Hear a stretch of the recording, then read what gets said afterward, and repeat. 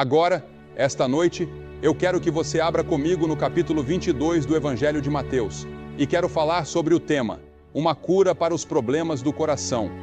Então, um deles, que era um intérprete da lei, fez uma pergunta para tentar Jesus, dizendo: Mestre, qual é o grande mandamento na lei? E Jesus lhe respondeu: Amarás o Senhor teu Deus de todo o teu coração, de toda a tua alma e de todo o teu entendimento. Este é o primeiro e grande mandamento. E o segundo, semelhante a este, é: amarás o teu próximo como a ti mesmo. Destes dois mandamentos dependem toda a lei e os profetas. Pense nisso. Toda a lei e todos os profetas dependem desses dois mandamentos.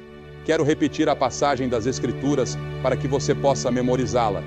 Mateus capítulo 22, versículos do 37 ao 40. E não foi um erro de Jesus. Ele fez isso deliberadamente. Ele mencionou o coração primeiro. Amarás o Senhor teu Deus de todo o teu coração, de toda a tua alma e de toda a tua força. Sabe, aqui em Syracuse, ao entrar na cidade pela I-690, há um enorme outdoor anunciando que Syracuse é o coração do estado de Nova York. E eu acredito que seja. É o coração do estado de Nova York.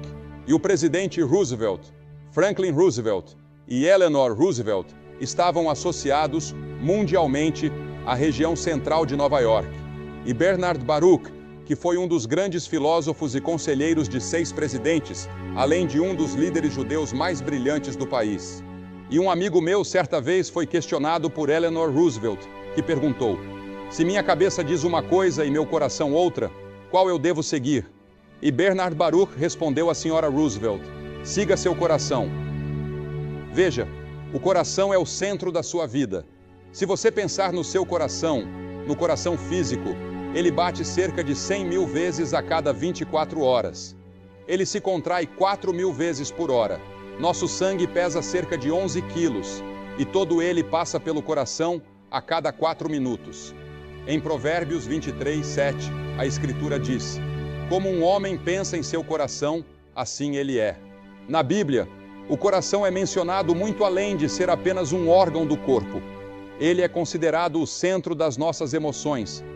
Quando éramos meninos, lembro-me de que costumávamos gravar iniciais nas árvores ou na lateral de algum celeiro. O nome de nossa namorada e um desenho de um coração. O Dia dos Namorados é um dia para os apaixonados e o símbolo é o coração. Quando ficamos assustados ou excitados, colocamos nossas mãos sobre o coração. É o centro das nossas emoções. Quando saudamos a bandeira, como fizemos outro dia no Rotary Club, seja durante a saudação ou enquanto cantamos o hino nacional, colocamos as mãos sobre o coração. É um gesto que reflete patriotismo e emoção.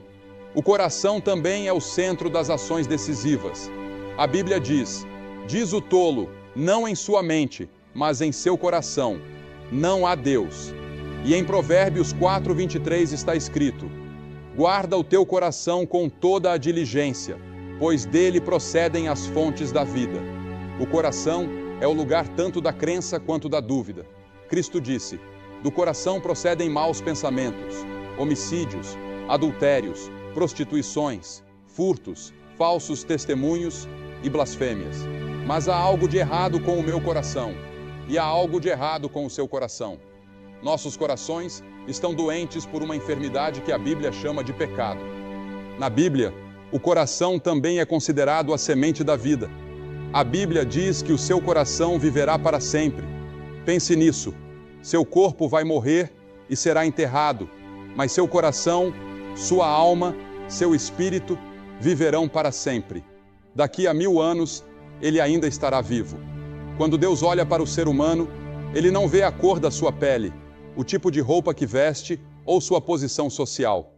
A Bíblia diz que, do coração de uma pessoa negra, de uma pessoa oriental ou de uma pessoa branca, procedem as questões da vida. E nenhum médico na terra pode distinguir um do outro. Somos todos iguais aos olhos de Deus. A Bíblia afirma: o homem vê o exterior, mas Deus vê o coração. Nas Escrituras, o coração é considerado o símbolo de toda a pessoa. Quando Stephen de Kelowna caiu nas mãos de seus agressores, e eles perguntaram com zombaria: onde está agora sua fortaleza? Stephen colocou a mão sobre o coração e disse: aqui está a minha fortaleza. Helen Keller, que era cega, surda e muda, escreveu: as melhores e mais maravilhosas coisas do mundo não podem ser vistas ou tocadas, mas apenas sentidas no coração. Veja, o coração passou a representar o centro da vida moral, espiritual e intelectual de uma pessoa. É o assento da consciência e da vida de alguém, algo extremamente importante. E a pergunta que quero fazer a você esta noite é: o seu coração está certo? Está certo com Deus? Porque se não estiver certo com Deus, seus pecados não estão perdoados. Você não irá para o céu quando morrer. Nossos corações precisam estar certos. Não pergunto sobre sua vida exterior. Não pergunto sobre sua vida intelectual, seu status financeiro ou sua vida social. Estou perguntando sobre o seu coração. E o seu coração. Examine profundamente o seu coração esta noite. Em seus pensamentos, como você está em relação a Deus? Você está certo com Deus? A Bíblia diz: prepara-te para te encontrares com o teu Deus. E para se preparar para encontrar Deus, o seu coração precisa estar certo e ser tocado pelo Espírito Santo. Agora, o que a Bíblia ensina sobre o coração? A Bíblia ensina que nossos corações são pecaminosos. O meu é, o seu é. Nós nascemos assim, desde Adão e Eva. Esse pecado é transmitido de geração em geração. Primeiramente, a Bíblia diz que nossos corações estão cheios de imaginações malignas. Provérbios 6,18 afirma: coração que maquina projetos iníquos. O que você imagina? Quais são suas fantasias? Sobre o que você fantasia? E em segundo lugar, a Bíblia diz que o coração é desesperadamente corrupto e enganoso. Jeremias 17,9 declara: enganoso é o coração, mais do que todas as coisas, e desesperadamente corrupto. Quem o conhecerá?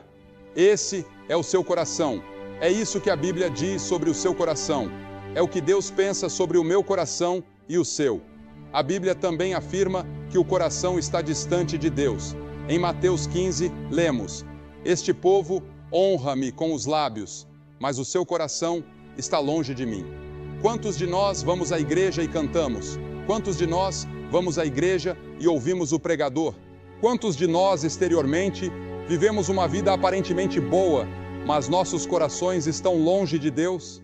Não temos aquela experiência com Cristo em que Ele está em nossos corações durante todo o dia, em que pensamos nele, oramos a Ele e o sentimos perto de nós.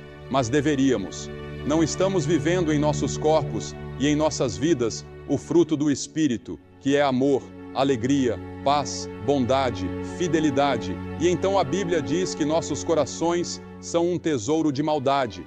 Em Marcos 7, Jesus afirmou: porque de dentro do coração dos homens procedem os maus pensamentos. Os pensamentos malignos vêm do coração. Adulterações. Você pode cometer adultério com seu corpo, mas ele começa no coração e na mente.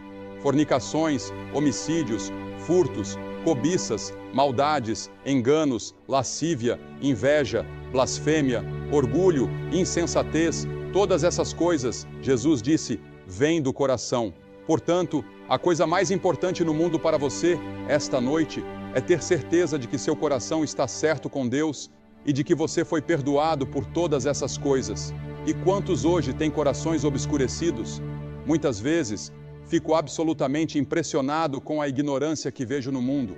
Uma ignorância que vem do fato de que as pessoas não conhecem a Deus, não conhecem a Bíblia, não conhecem o plano de Deus para os séculos. E por isso cometem tantos erros, porque seus corações estão obscurecidos e Satanás cegou seus olhos. Muitas vezes, falei com pessoas com pouca educação formal, mas que conhecem a Deus. E elas sabem mais sobre o que está errado e como corrigir do que aqueles que possuem uma educação brilhante. Há algo de errado conosco que não reconhecemos no mundo em que vivemos. Nosso mundo é secular. Nosso mundo não quer levar em conta que Deus existe ou que o homem foi feito à imagem de Deus. Nosso coração foi feito à imagem de Deus e criado para ter comunhão com Ele. Sem Deus, Ele é escuro. O diabo obscurece nosso entendimento. O pecado obscurece nossa compreensão. O pecado paralisa nossa vontade. entorpece nossa consciência e corrompe nosso coração. Além disso, a Bíblia diz que temos corações incrédulos. Em Hebreus capítulo 3 lemos: Cuidado, irmãos, para que nenhum de vocês tenha um coração mau e incrédulo, que o leve a afastar-se do Deus vivo. E nossos corações estão cegos. Em Efésios 4 diz: Entendimento obscurecido, separados da vida de Deus pela ignorância que há neles, devido à dureza de seus corações. Nossos corações estão cegos. Você gostaria de ter seu coração iluminado pelo Espírito de Deus? Você que está assistindo pela televisão, pode pegar o telefone agora e ligar para o número que está na tela. Há um conselheiro pronto para falar com você sobre como você pode ter um novo coração, porque Deus promete um novo coração a todos aqueles que colocam fé e confiança nele. E você pode fazer isso agora. Que coisa maravilhosa! E a Bíblia ainda diz que nossos corações são enganadores. Jeremias 17:9 declara: Enganoso é o coração, mais do que todas as coisas. Pense nisso, mais do que todas as coisas, o coração é enganoso. Ele engana você, ele engana outras pessoas. E então, no Salmo 101, está escrito que nossos corações são orgulhosos. Aquele que tem olhar altivo e coração orgulhoso, não o suportarei, diz Deus. A Bíblia também afirma que nossos corações são rebeldes. Este povo tem um coração rebelde e obstinado. Revoltaram-se e foram embora, e nossos corações são idólatras. Pensamos em outras coisas mais do que pensamos em Deus. Qualquer coisa que você coloca acima de Deus em sua mente, torna-se idolatria. Pode ser aquela caixa no canto da sua sala, que chamamos de televisão. Se você passa mais tempo assistindo televisão do que lendo a Bíblia, isso pode ser idolatria. Se você gasta mais tempo pensando no que viu na televisão do que no que leu na Bíblia, isso é idolatria. Muitas vezes, preciso me ajoelhar e confessar que também faço isso.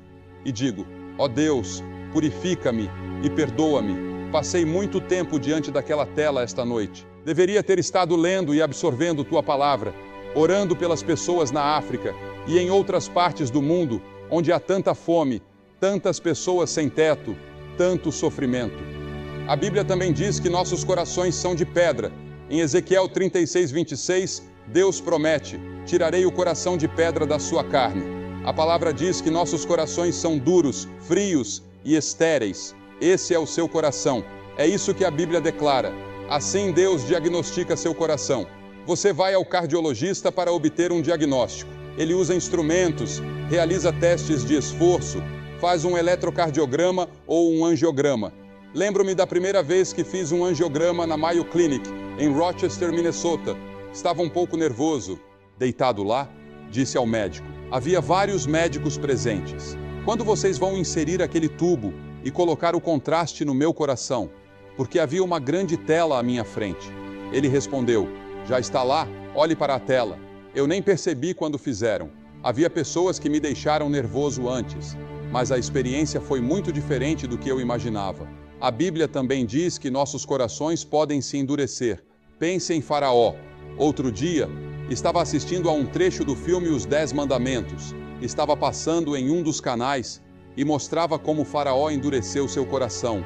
Em Êxodo 7 lemos: o Senhor disse a Moisés: o coração de Faraó está endurecido, ele se recusa a deixar o povo ir.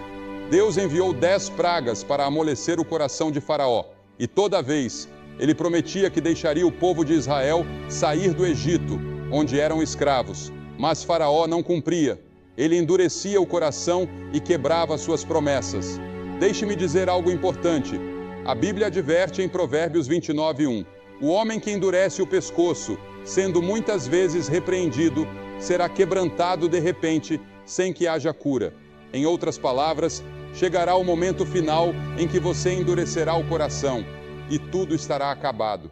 Não haverá mais chances para você. Quando endurecemos o coração, ele forma uma espécie de anel ao redor, tornando-se mais difícil para o Espírito Santo alcançar você novamente. Cada vez que ele fala e você rejeita, seu coração endurece mais, como o coração de Faraó, que se tornou cada vez mais impenetrável. Chegará o momento em que, mesmo que Deus fale, você não conseguirá mais ouvi-lo. E você, como está o seu coração? Está em paz com Deus? A Bíblia diz que Deus examina os corações. Pense nisso, o Deus Todo-Poderoso estudando o seu coração. Todo o caminho do homem é reto aos seus próprios olhos, mas o Senhor sonda os corações. Provérbios 21, 2. A Escritura continua: se disseres, eis que não o soubemos, porventura, aquele que pondera os corações não o considerará, e aquele que guarda a tua alma não saberá, e não pagará ele ao homem conforme a sua obra? Provérbios 24, 12. Deus conhece o seu coração. Ele estuda cada detalhe. Não há como enganá-lo ou esconder-se dele. Ele sabe todos os seus segredos. Como você está diante de Deus? O seu coração está certo com ele? Além disso, a Bíblia diz que Deus pesa os corações e os prova. O que significa pesar o coração? Ele o avalia com base nos 10 mandamentos. Ele o compara ao Sermão do Monte, à grande lei que lemos no início, à vida de Cristo e aos ensinamentos das Escrituras sobre como devemos viver. Ele pesa o seu coração. Quanto você pesa? Mas há algo ainda mais profundo. Por toda a Bíblia, encontramos referências ao sangue de Jesus Cristo. Alguém pode dizer, não acha que a Bíblia fala demais sobre sangue? Alguns até chamaram o cristianismo de uma religião de matadouro. De fato, as Escrituras mencionam muito sobre o sangue, mas a Bíblia também afirma, sem derramamento de sangue, não há remissão de pecados. Hebreus 9, 22. Se Jesus Cristo não tivesse morrido naquela cruz e derramado o seu sangue por você, não haveria possibilidade de perdão.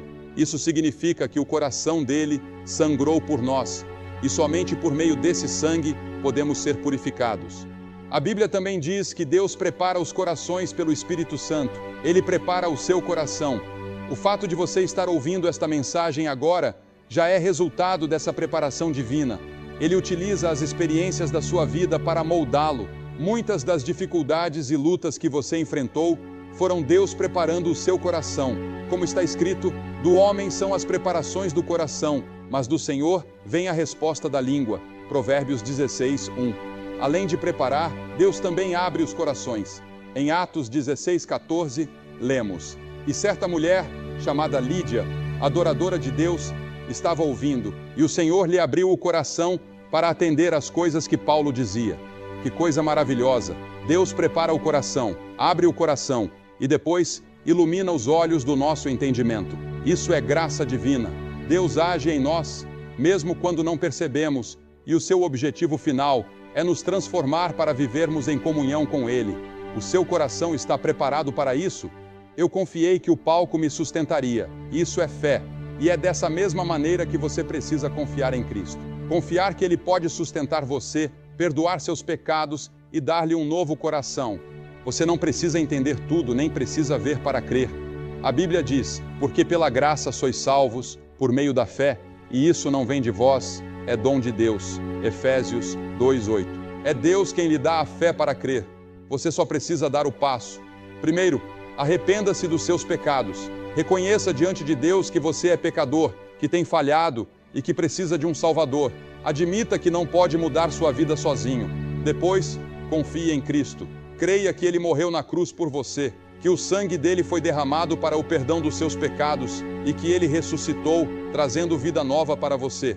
A Bíblia diz que Deus dá um novo coração e coloca dentro de você o seu espírito. Ele promete transformar sua vida por completo. Mas para isso, você precisa entregar seu coração a Ele.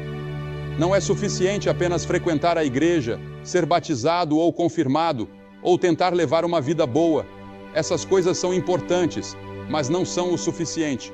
O que Deus quer é o seu coração, inteiramente entregue a Ele. Pense nisso. A pequena garota da escola dominical escolheu ser pura de coração, porque sabia que, se seu coração fosse puro, tudo o mais seguiria. Jesus disse, bem-aventurados os puros de coração, porque eles verão a Deus. Mateus 5:8. Quando o seu coração é renovado por Deus, tudo muda. Suas ações, palavras e pensamentos passam a refletir essa transformação. O bem começa a fluir de dentro de você, porque Cristo vive em seu coração. E se você ainda não deu esse passo de fé, por que não fazê-lo agora? Hoje é o momento certo para entregar seu coração a Deus. Você pode orar algo assim: Senhor, reconheço que sou pecador e preciso do teu perdão. Arrependo-me dos meus pecados e entrego minha vida a Ti. Creio que Jesus morreu por mim e ressuscitou para me dar uma nova vida. Dá-me um novo coração e transforma-me segundo a Tua vontade. Amém. Se você fez essa oração com sinceridade, a promessa de Deus é verdadeira. Se confessarmos os nossos pecados, Ele é fiel e justo para nos perdoar os pecados e nos purificar de toda injustiça. 1 João 1,9. E lembre-se, a transformação não é instantânea, mas um processo. Deus começa a obra em seu coração e a completará, guiando você passo a passo. Que tal começar essa nova jornada agora? Seu novo coração está ao alcance, basta confiar. Eu tive fé nas pessoas que colocaram isso aqui. Quando você se sentou naquela cadeira, você não a examinou, tocou e verificou se ela iria te sustentar. Você acreditou nas pessoas que a construíram. Esse é o tipo de fé de que estamos falando aqui. Fé em Cristo, não em mais nada, exceto Cristo e o que Ele fez na cruz e na ressurreição, quando Deus o ressuscitou dos mortos e Ele está vivo. E eu vou pedir para você fazer o mesmo, como vimos ontem à noite. Mais de 1000 pessoas fizeram. Vou pedir para você se levantar do seu assento lá de cima, na galeria de cima. Vai levar mais 1 ou 2 minutos. E todos vocês aqui embaixo a quem Deus falou. E no coro você pode ser um líder na igreja. Ontem à noite até tivemos um clérigo que veio. Mas você pode querer fazer esse compromisso. Vou pedir para você fazer esse compromisso esta noite e dizer: Senhor, eu quero um coração novo. Eu quero sair daqui uma nova pessoa. Eu quero andar por um caminho diferente. Jesus disse: há 2 caminhos. Há o caminho estreito e o caminho largo. Você está em um ou no outro. Em qual deles você está? Jovens, pessoas mais velhas, quem quer que você seja, vou pedir para você vir e ficar aqui publicamente. Por que eu faço isso publicamente? Quando Jesus morreu na cruz, Ele morreu publicamente no seu lugar. E Deus colocou sobre Ele todos os nossos pecados publicamente. Ele disse: se você não estiver disposto a me reconhecer publicamente diante dos homens, eu não o reconhecerei diante de meu Pai, que está nos céus. Há algo em vir e torná-lo público que Ele exige, e isso também faz algo psicológico por você. E então, você deve segui-lo e servi-lo. Não é apenas uma experiência única. Isso é o começo de algo novo que será diário com você, no qual você confia nele. Você está disposto a pegar a cruz, negar a si mesmo e segui-lo. Você está disposto a olhar para os seus vizinhos e as necessidades do mundo de uma forma nova. Vou pedir para você se levantar e vir agora. E depois que todos vocês vierem, vou dizer uma palavra a vocês, orar com vocês e entregar um material para ajudá-los em sua vida cristã. E se você estiver com amigos ou parentes, ou veio em grupo, eles vão esperar. Mas você se levanta e vem. Vamos mantê-lo aqui apenas por alguns momentos. Apenas se levante e venha agora, centenas de vocês a quem Deus falou. Há uma pequena voz dentro de você que diz: você deve vir. Você venha esta noite, de onde você está. Você lá em cima e no coro. Deus falou com alguns de vocês. Se levantem e venham.